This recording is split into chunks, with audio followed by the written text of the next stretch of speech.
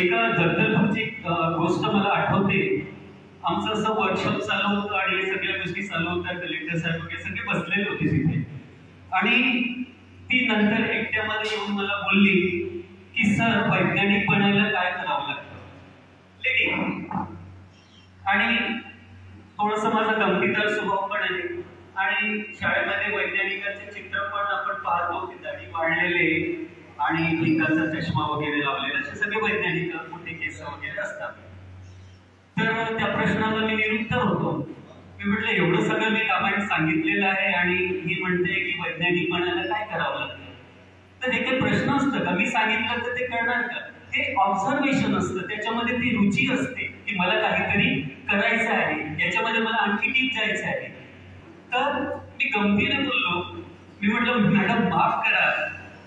ती बोलली, सर कसे काय बोलतात? नाही, मी म्हटलं दाढी वाढवावं लागेल आणि भिंगाचा चष्मा लावावा लागेल. आणि एकदम हसायला लागली. मला माझ्याकडे उत्तर नव्हतं. मी म्हटलं, मॅडम गंमत करतोय. मग नंतर तिला जे काही कारण आहे ते मी सांगितले. तर अशा गमती असतात. आता असंच आमचं कुठेतरी छत्तीसगडमध्ये कुठेतरी एक कार्यक्रम चालू होता आणि एका टीचर लोक कार्यक्रमाने मुलांना पण सोबत घेऊन येतात. नवीन अनुभव नाही शिक्षकांसाठी.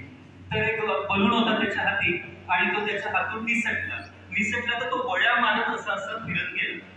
तर त्यावेळेला मी विचारलं की पॅरेंट्स आणि लोकांचा आपण सेल घेतो की हा बलून हातातून सुटल्यावर गळ्या मारत असा आवाज करत का गेला?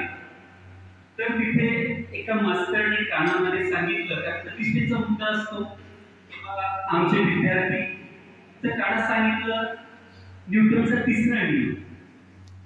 ते ऐकलं मी आणि नंतर पुन्हा त्यांना बोललो की सर, न्यूटन जन्माला आला नसता तर बलून असा गेला नसता का? खरं तर हे नियम हे त्या वैज्ञानिकाचे नसतात. फक्त त्या वैज्ञानिकांनी त्या नियमाला शोधलं, त्याचं ऑब्झर्वेशन केलं, म्हणून ते नियम आलं. नियम हे निसर्गाचे असतात आणि अशा गमती होतात. तर आज आपण बरेचसे किस्से मला खूप मोठा कार्यक्रमाच्या मध्ये झालेले आहेत, वर्कशॉप वगैरे, टीचर्स आणि हे सगळे. तर इथे बसलेली मुलं आहेत. आपल्याला मुलांना बोलायचं की समजा मी हे कॅन्डल पेटवली,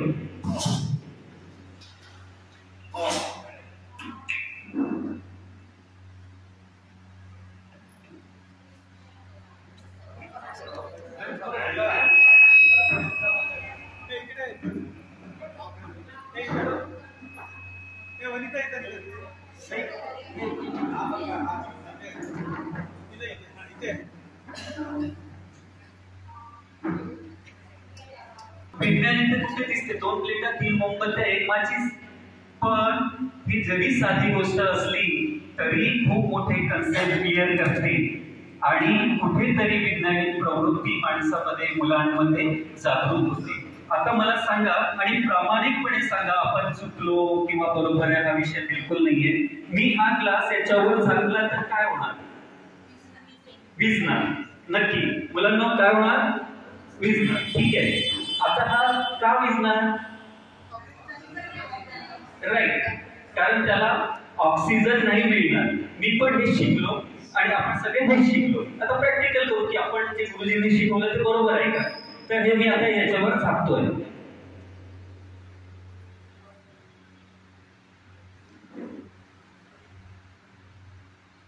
विझलं म्हणजे शिक्षकांनी जे आपल्याला त्यावेळेला शिकवलं ते बरोबर होतं. 100% गुण आपल्या शिक्षकांना. आता आपण दुसरा प्रयोग करूया.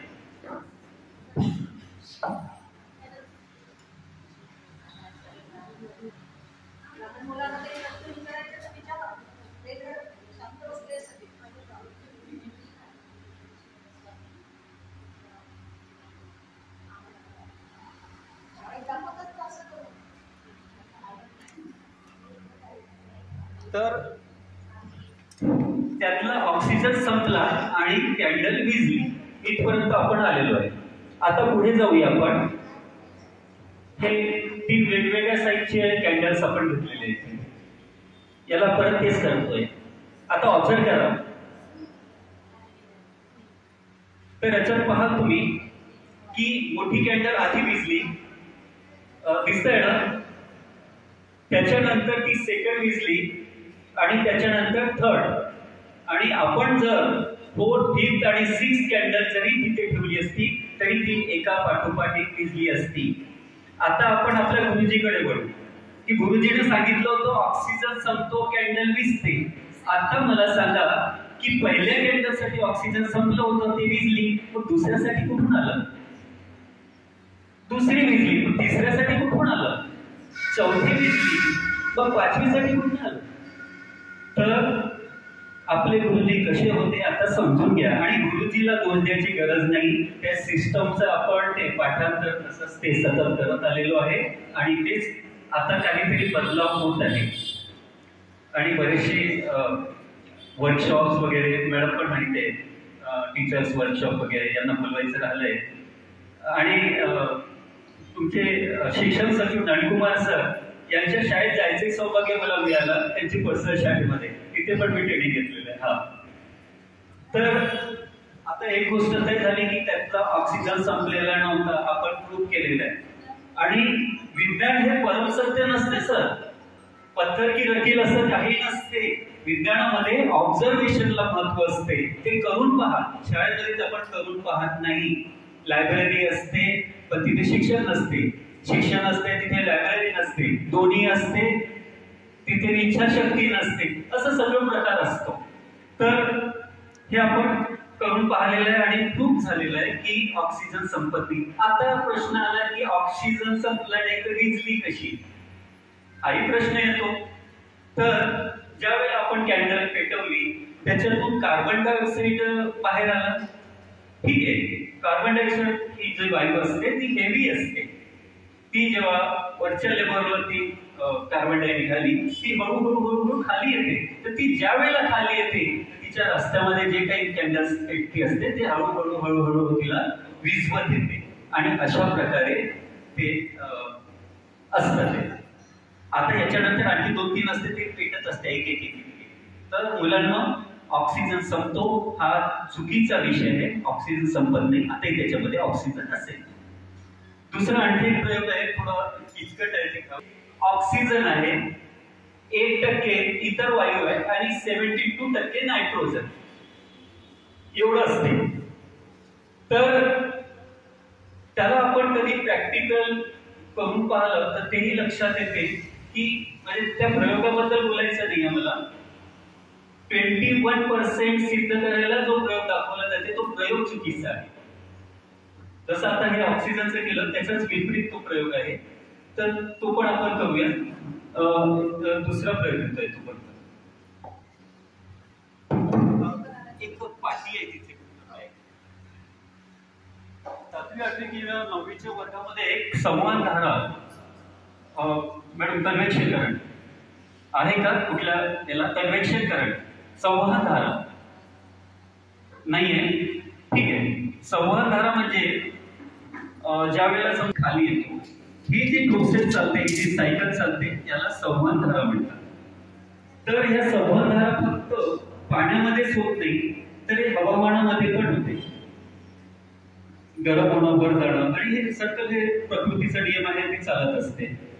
पण शाळेमध्ये पण आपण शिकवलं गेलं की संवहन धारा, पाणी गरम होतो वर जातो, हवेचंही तसंच असते, गरम झालेली हवा वर जाते खाली येते, हे चालू असते. पण कधी आपण त्याला अनुभवलं नाही की खरंच होते का. तर असं आपण ते पाहूया की संवहन धारा खरंच होते, प्रॅक्टिकली पाहूया. आता इथे हे कॅन्डल जळते तर याच्या आसपासची जी हवा आहे ती निश्चितच गरम होत असेल आणि ती हवा वर जात असेल आणि तिथे परत वातावरणाची थंडी हवा येते, ती गरम होऊन परत वर जाते. ते सायकल चालू आहे. पण आपण पाहू नाही शकत याला. ठीक आहे, आता आपण याला पाहूया खरंच संवहन धारा चालू आहे का.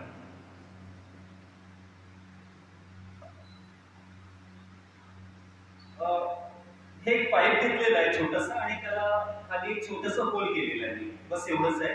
आणि हे सगळे प्रयोग तुम्ही घरी करू शकता. खर्च काहीच नाहीये, फक्त कपाटकडे लक्ष दिलं की आपला एक्सपेरिमेंट तयार.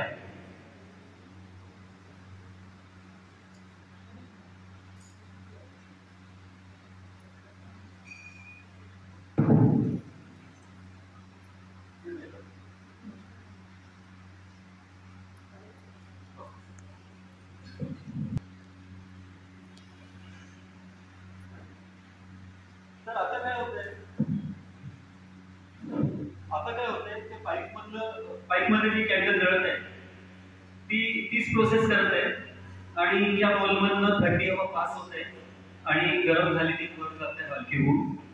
तर आता आपण पाहूया की हे जो मी इथे धरलाय की सरळ इकडे जात आहे. त्याचा जो धुवा आहे ज्या वेळेला मी इथे नेतो आहे दिसतंय तुम्हाला की हा धुवा आतमध्ये जात आहे. म्हणजे आतमध्ये थंडी हवा जात आहे आणि हे कंटिन्यू धुवा जात आहे तर ती हवा गरम होऊन वर जात आहे आणि ही प्रोसेस चालू आहे. हेच आहे संवहन धारणा.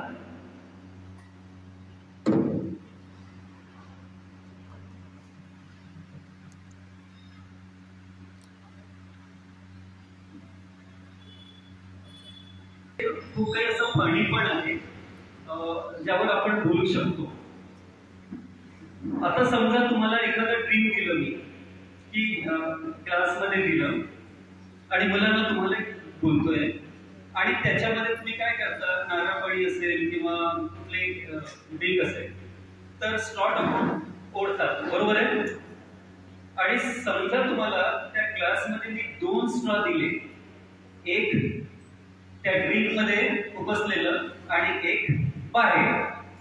तर एका स्ट्रॉनी प्यायला तुम्हाला 5 मिनिटं लागते.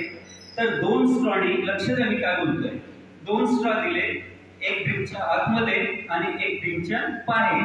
तर एका स्ट्रॉनी प्यायला आपल्याला 5 मिनिटं लागत आहे. फॉर एक्झाम्पल देतोय, तर 2 स्ट्रॉनी प्यायला किती वेळ लागेल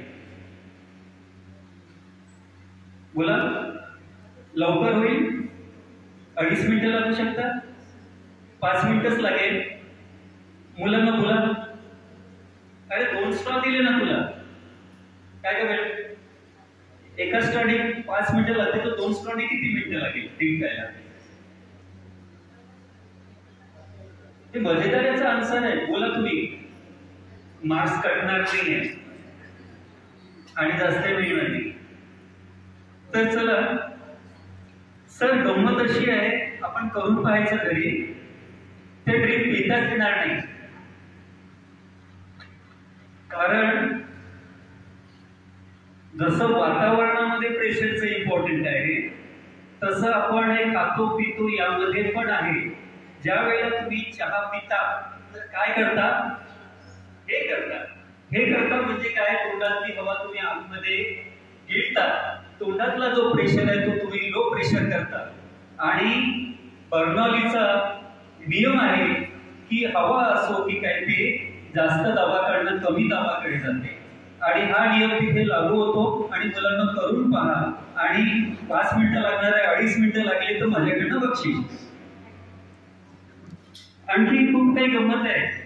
हा जो हात आहे या हाताला ओढता येत नाही, याला कळतच नाही, याला फक्त ढकलणं माहिती आहे ना गंमत.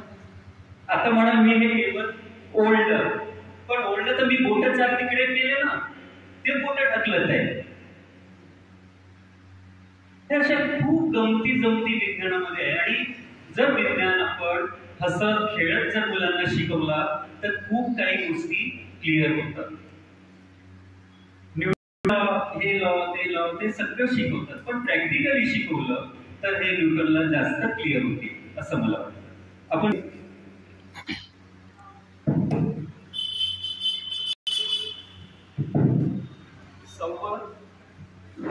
संबंधांना झालं आपलं, एअरवर झालं. आता एक मॅडम घ्या,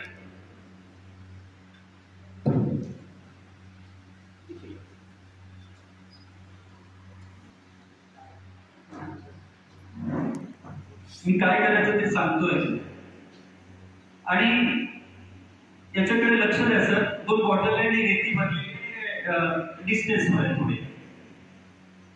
मला एक सांग, याच्यामध्ये तू इथे मध्ये फुंकला का, म्हणून करतास इथे फुंकलं तर काय होणार. नाही, मध्ये 2 होऊ शकते, अशी जाईल किंवा अशी जाईल. काय होऊ शकते, फुंकलं तू तिथे हवा मारतोय, अशी जाईल. Very good. तर आता विज्ञान हा बोलण्याचा, लिहिण्याचा, पाठांतराचा विषय नाही, हा प्रॅक्टिकलचा विषय आहे. तर आता काय इथे थोड्या तू इथे काय झालं, हा, याने आधी जो उत्तर दिला त्याच्या बिलकुल विरुद्ध आणि विपरीत तिथे झालेलं आहे. ते म्हटलं की फुकल्यावर बॉटल दूर जाईल, पण ते बॉटल दूर नाही गेल्या, त्या जवळ आलेले आहे. असं का झालं? आणि हा बर्नौलीचा मला माहिती असेल सर, मोठे गणितज्ञ होते ते, आणि याला आपण ठेवूया आता. ठीक आहे, परत आपण दुसरा प्रयोग करूया.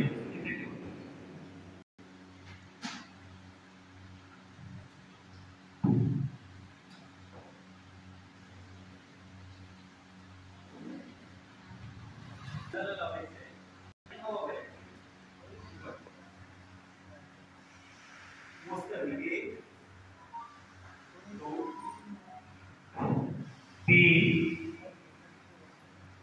चार, पाच, सहा. ठीक आहे, जमलं असेल.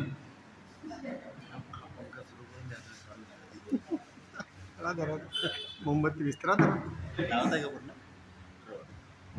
सहा वेळ फुगला याने, एवढी झाली. म्हणजे पूर्ण बॅग भरायला याला जवळजवळ 15 ते 20 वेळ फुकावं लागेल. हे आपण कॅल्क्युलेशन काढले.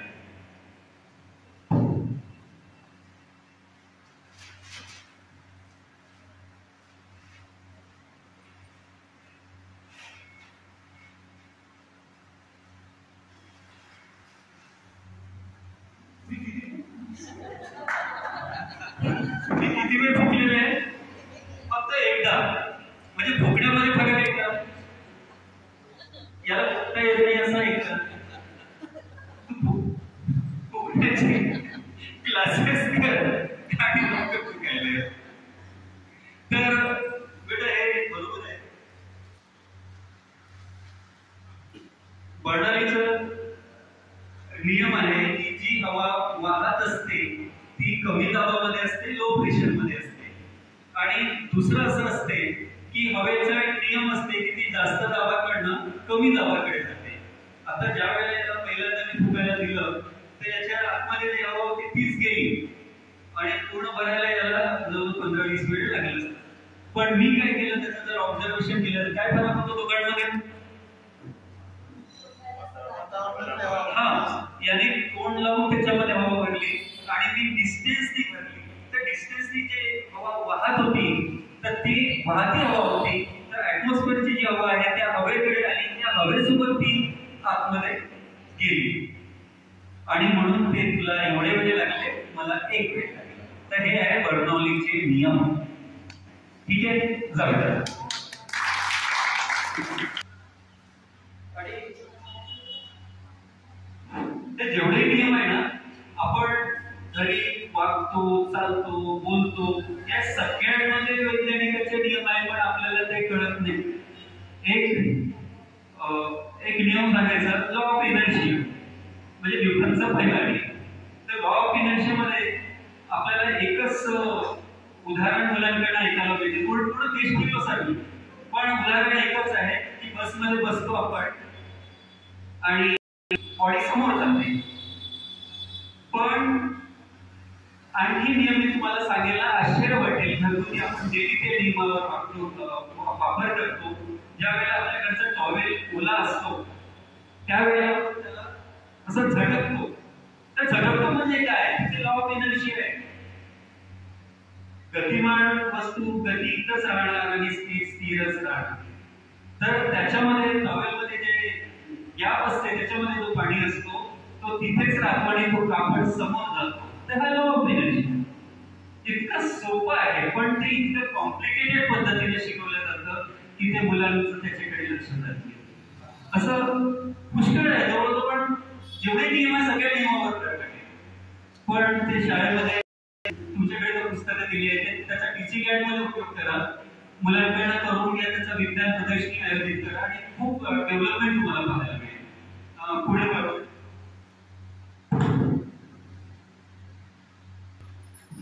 यांनी एवढं सामान मला इथे बसवलं. खरं तर पद्धत अशी असते की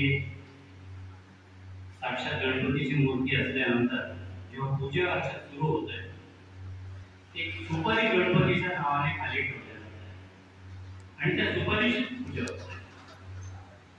मी इथे श्रोता म्हणून आलो आणि या सगळ्या महनीय व्यक्तिमत्वाच्या सोबत त्यांनी मला बसवलं. महत्व प्राप्त झालं हे साक्षात गणपती सुपारीला महत्व प्राप्त झालं अशी माझी स्थिती झाली. मित्र मी आपली क्षमा मागतो आणि रजा घेऊ इच्छितो. मनाने इच्छा होती की सगळी मंडळी कसं आहे एक हिंदीमध्ये म्हणतो ना, प्यासे को कुएं के पास जाना पड़ता है, कुआं कहीं नहीं जाता, जाना पड़ता है प्यासे. त्याला आहे ताण भागवण्याची, त्याला विहिरीजवळ गेलं पाहिजे. इथे उलट दृश्य आपल्याला दिसतं. या ज्ञानाने भरलेल्या विहिरी आपल्यापर्यंत आल्या.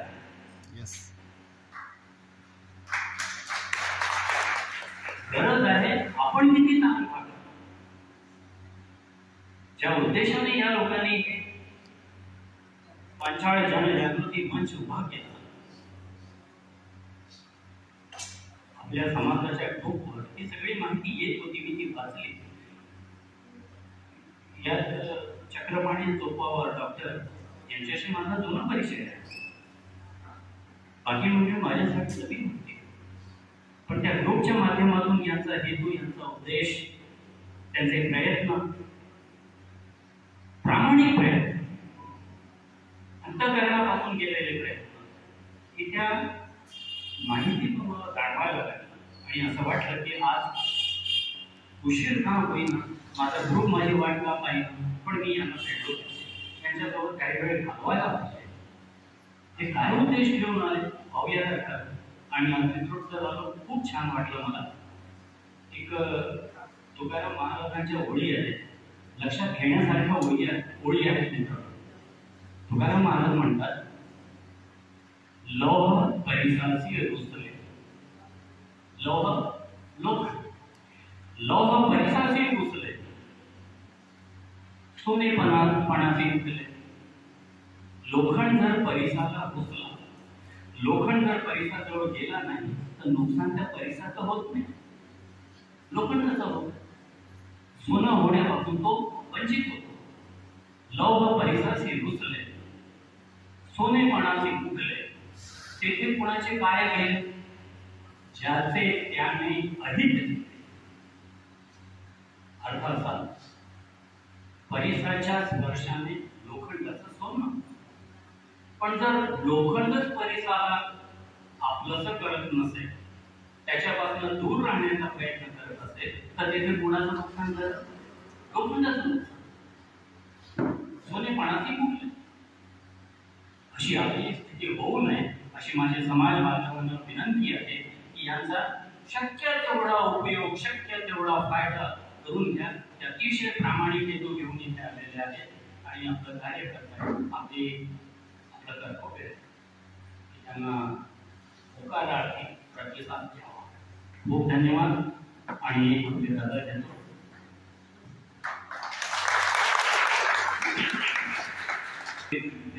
गरम झाली तर पूर्ण पडतात. याला आपण डबल करू शकतो. वाटता वेळेचं हे आहे. आपण एक गोष्ट घेऊ शकतो.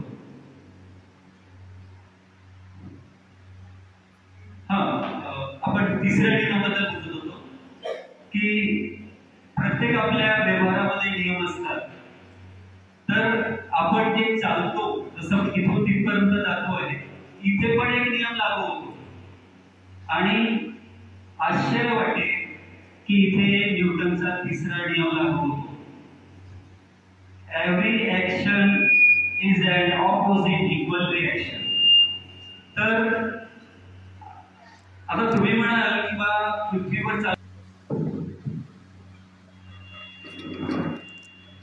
हे लास्ट आहे ना.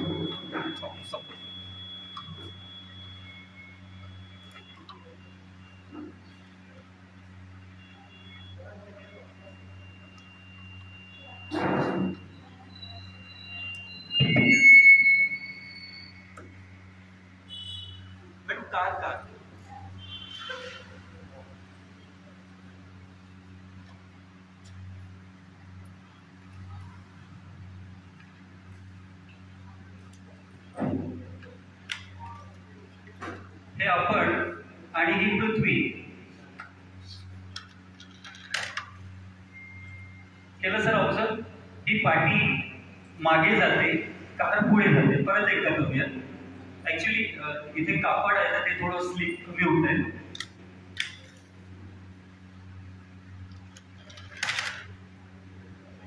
तर हा आहे न्यूटनचा तिसरा नियम. बाकी आपण राहू देऊ, बाकी गोष्ट आहे सर. हे समजून सांग. हे समजून हां सर या हा तुम्ही हा शेवटला आहे, गमतीदार आहे. असं पोटावर ठेवायचं आहे तुम्हाला इकडे आणि ते सांगतो ते करा प्लीज. ते आपण सेंटर ऑफ ग्रॅव्हिटीवर येतोय. हे जरी छोटं दिसलं पण महत्व खूप मोठं आहे. ठीक आहे. आता तुम्हाला हे करायचं आहे सर, कोणताही एक बोट सेंटर मध्ये आणायचं आहे. ठीक आहे. सरांना सांगितलंय मी की कोणताही एक बोट, त्यांचा जो कुठला आवडता बोट असेल, आवडता बोट सर राईट आवडता बोट आहे, राईटला सेंटर मध्ये आणायचं आहे. आणि नाही का दुसरं बोट हलायला नको. ठीक आहे. करा.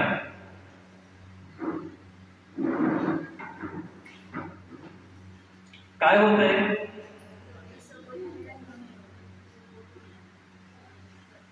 सरांना सांगितलं होतं मी की जो आवडताय त्यालाच मध्ये आणा, नावडत्याला पण सोबत घेऊन आली. सर तुम्ही आणला की तू स्वतः आला?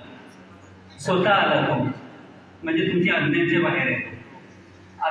आता एक काम करा, सेंटर मध्ये घेऊन या बोट. आता याच्या उलट आपण करू, दोन्ही बोट दोन्हीकडे घेऊन जा. सर बोटांवर आपलं वर्चस्व नाहीये, ऐकत नाहीये. ऐकत नाही. सरांना आज कळलं. हा.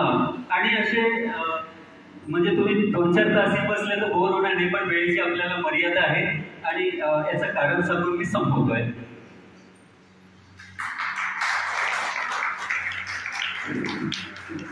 ज्या वेळेला प्रत्येक वस्तूचं एक सेंटर ऑफ ग्रॅव्हिटी असते, त्याचं मध्य असतं. आपण साध्या भाषेत बोललो तर एक मध्य असतं. आणि ज्या वेळेला आणि पूर्ण वस्तूचा भार त्याच्या मध्याच्या खाली जो कुठला आधार आपण देतो त्याच्यावर असतो. तर सरांना जेव्हा 2 बोट मी दोन्हीकडे ठेवायला सांगितलं तर सरांचं काय झालं की ठीक आहे, जेव्हा सरकवायला लावलं तर एक बोट सरांच्या सेंटर ऑफ ग्रॅव्हिटीच्या जवळ आलं. ठीक आहे. थोडा सरकला. त्याचं जर तुम्ही ऑब्झर्वेशन केलं असेल तर एक बोट थोडा सरकला आणि तो थांबला तिथेच. आणि दुसरा जो नावडता बोट होता तो चालायला लागला आणि तो सेंटर ऑफ ग्रॅव्हिटीच्या जवळ आला, म्हणजे त्याच्यावर भार जास्त आला. तर जो थोडासा दूर होता तो चालायला लागला आणि दोन्ही बोट येऊन हे सेंटर ऑफ ग्रॅव्हिटीवर मिळतात. आणि ज्या वेळेला मी सरांना म्हटलं की दोन्ही बोट दोन्हीकडे न्या, तर त्यावेळेला काय झालं, एक बोट थोडासा सरकला आणि दुसरा सेंटर ऑफ ग्रॅव्हिटीच्या जवळ होता, त्याच्यावर भार आला आणि हलका हलका बोट पुढे गेला. आपण सगळ्यांनी इथे ऐकलं, पाहिला, त्याबद्दल खूप खूप आभार.